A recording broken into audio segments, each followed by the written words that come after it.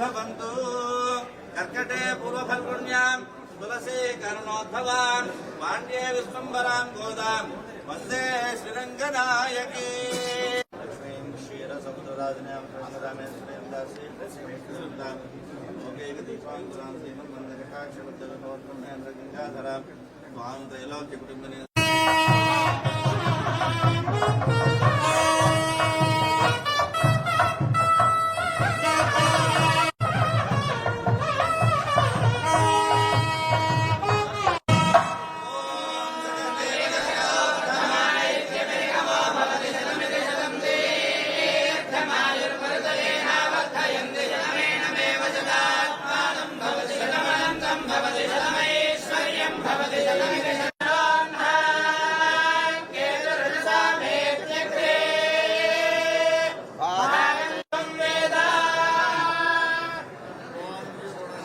दधानमुरसा मध्ये भूनीलयोस्थितं वन्दे वराहनुहरिं शेखरं सिंहभूभुतः శ్రీ వరాహలక్ష్మీ నృసింహ ప్రభువు ప్రహ్లాదుని రక్షించడం కోసమని ఈ తూర్పు సముద్రంలో పడవేసి కానీ ఆంధ్రదేశంలో నృసింహ క్షేత్రాలు విస్తారంగా ఉంది.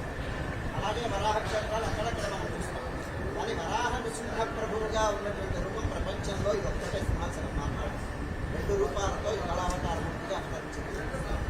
వరాహస్వామి జ్ఞానాన్ని ఇచ్చేది, నృసింహస్వామి వికట్లను కలిగింది.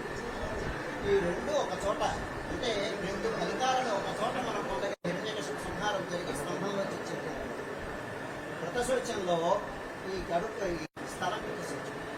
పరంపాపంలో ఈ హిరణ్యకశిపుడు కూడా చాలా శాంతమూర్తిగా ప్రహ్లాదుడి యొక్క కోరిక మేరకు ఆయన అర్చనలు తీసుకుని చేయించడం స్వీకరించడం కోసం ఆయన ప్రహ్లాదుడి తర్వాత కొంతకాలం ఆయన మోక్షం వచ్చిన తర్వాత పరిపూర్ణంగా ఉంది.